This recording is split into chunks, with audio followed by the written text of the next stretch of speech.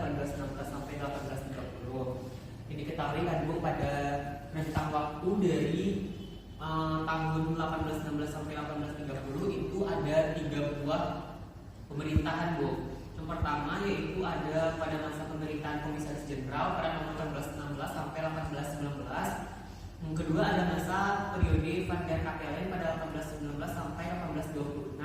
Dan yang ketiga ada masa LPG Lupus Gisignis pada 1826 sampai 1830. Dengan kesimpulan dari ketiga poin tersebut bahwasanya dalam provinsi London pada 1814 mengembalikan Indonesia sebagai jajahan Belanda oleh Inggris, di mana dalam melakukan serah terima ini ditunjuk 3 orang komisaris jenderal yang terdiri dari Cornelis Theodorus Elot, Baron Van der Capellen, dan A.A. Buys yang dibantu oleh H.W. Utinghe. Pada komisaris ini menjalankan pemerintahan dari tahun 1816 sampai 1819 dengan berbagai kebijakan. Karena pada masa komisaris jenderal menyebabkan penderitaan rakyat dengan pungutan pajak yang tinggi, maka berakhirlah pemerintahan komisaris jenderal pada tahun 1819.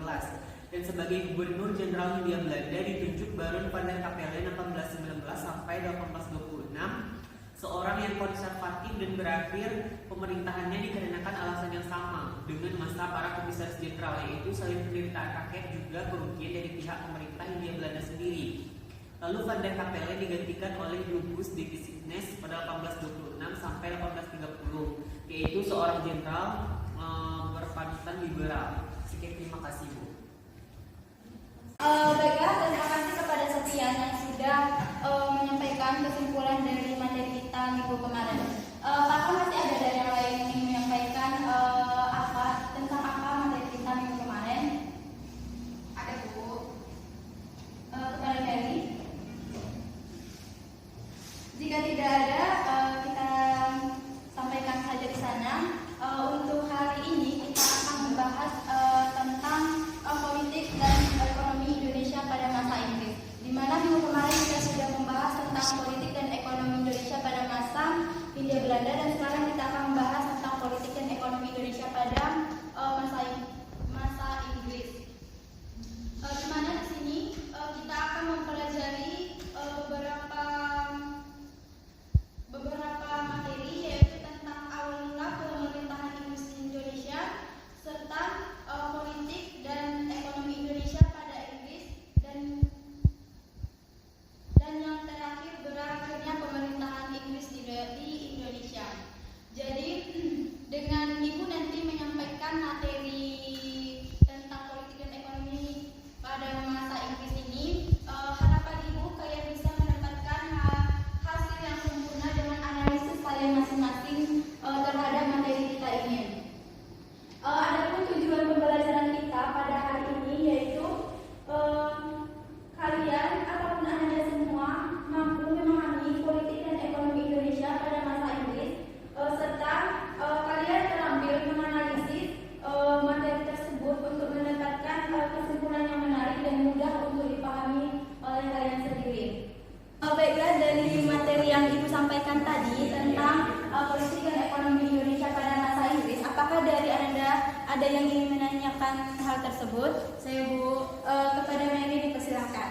Baik Bu, terima kasih. Di sini saya akan bertanya apa saja kebijakan Raffles pada bidang ekonomi pada masa Inggris tersebut Bu. Bagaimana, apakah ada yang ingin menjawab terlebih dahulu untuk pertanyaan Mary? Izin menjawab Bu. Kepada Sofian dipersilahkan. Jadi diketahui Bu bahwasanya ada beberapa kebijakan Raffles di bidang ekonomi pada masa Inggris ini menguasai Indonesia Bu. Yang pertama yaitu menghapus segala bentuk penyerahan wajib dan sistem pajak. Yang kedua memberi kebebasan dalam usaha perdagangan dengan memberi kesempatan kepada rakyat untuk menanam tanaman-tanaman yang laku di pasar internasional. Yang ketiga melaksanakan monopoli garam. Yang keempat menjual tanah kepada pihak swasta dan melanjutkan usaha penanaman kopi. Yang kelima menghapus sistem kerja rogi dan perbudakan. Dan yang keenam memberlakukan sistem sewa tanah atau land rent system. Hanya itu Bu, saya kembalikan Bu. Terima kasih. Nah, jadi kesimpulannya kebijakan yang dilakukan Raffles pada masa Inggris yaitu membebaskan sistem pajak. Nah, selain dari membebaskan pajak, adanya monopoli negara melakukan sistem sewa tanah. Nah, untuk selanjutnya apakah ada yang masih bertanya? Bisa bertanya tuh, Kepada Maulidia dipersilakan. bagaimana dampak pendidikan Inggris ini di bidang ekonomi? Jadi pertanyaan Maulidia di sini yaitu dampak penjajahan Inggris di bidang ekonomi. Apakah ada yang bisa menjawab? Saya ingin menjawab, Bu. Kepada Mary dipersilakan. Baiklah, saya akan menjawab pertanyaan dari Maulidia, di mana pertanyaannya itu dampak penjajahan Inggris di bidang ekonomi. Di sini dampak positifnya yaitu diperkenalkannya sistem sewa tanah, perkebunan di Jawa terus berkembang, penghapusan sejumlah kebijakan Belanda yang sangat menyengsarakan rakyat, penerapan sistem perdagangan bebas. Dan dampak negatifnya yaitu monopoli oleh penjajah menyebabkan terjadinya situasi yang tidak sehat dalam perdagangan. Yang kedua, timbul persaingan tidak sehat karena pengusaha pribumi dengan modal kecil kalah bersaing dengan pedagang besar. Yang ketiga, beban pajak sistem sewa tanah sangat memberatkan dan membuat rakyat semakin miskin. Yang keempat, kerja rodi, perbudakan, dan monopoli masih dilakukan. Baik, Bu, sekian jawaban dari saya. Terima kasih. Nah, itulah jawaban atas pertanyaan Maulidia tadi. Apakah Maulidia memahami jawaban yang diberikan oleh Mary? Baik, saya sudah memahami jawaban dari ini. Baiklah, Anda semua. Selanjutnya di sini Ibu akan membentuk dua kelompok. Yang satu kelompok terdiri dari 4 orang. Mungkin Sofian, Mary, Alsa, sama Vito. Selanjutnya kelompok 2 yaitu Seti, Mary, Feby, dan Maulidia. Untuk kelompok pertama membahas tentang pelaksanaan sistem sewa tanah. Yang kedua membahas tentang tujuan dari sistem sewa tanah. Baiklah, Ibu memberikan waktu 15 menit untuk kalian mendiskusikan hal tersebut dan nanti akan maju ke depan untuk mempresentasikan hasil diskusinya masing-masing. Baiklah, waktu yang diberikan sudah habis. Kepada masing-masing kelompok harap maju ke depan untuk mempresentasikan hasil diskusinya. Kepada kelompok 1 dipersilakan. Mungkin bisa berdiri aja di sini.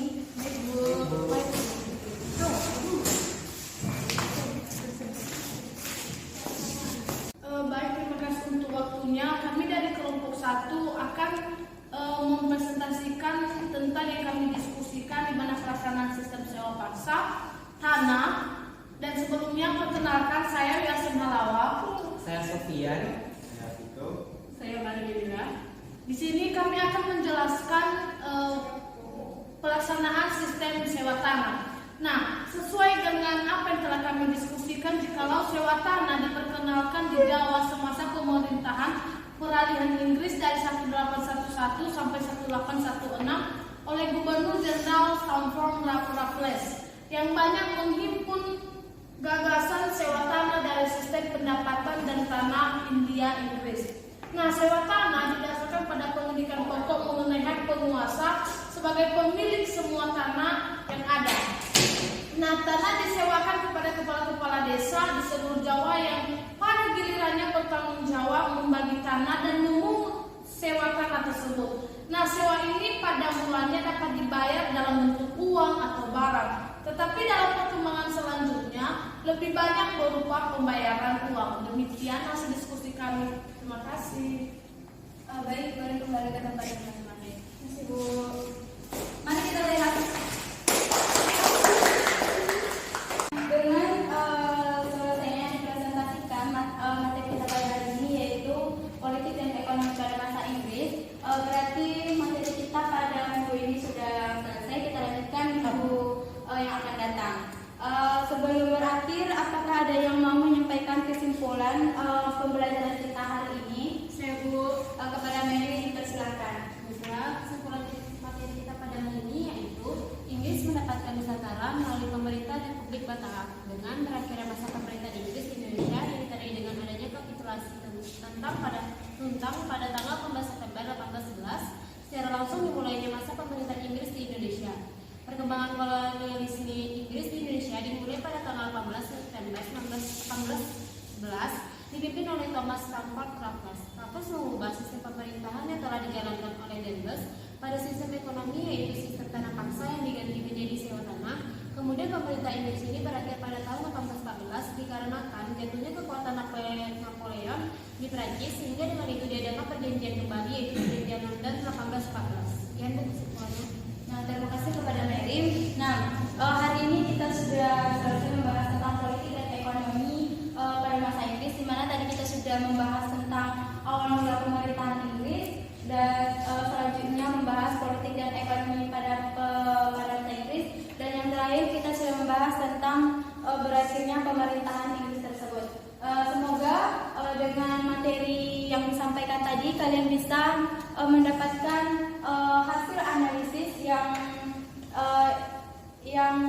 kreatif dan yang bisa memudahkan kalian untuk ujian nanti. Sampai berjumpa lagi di minggu selanjutnya. Sebelum kita mengakhiri materi kita pada hari ini, ada baiknya kita mengucapkan hamdalah terlebih dahulu. Alhamdulillah.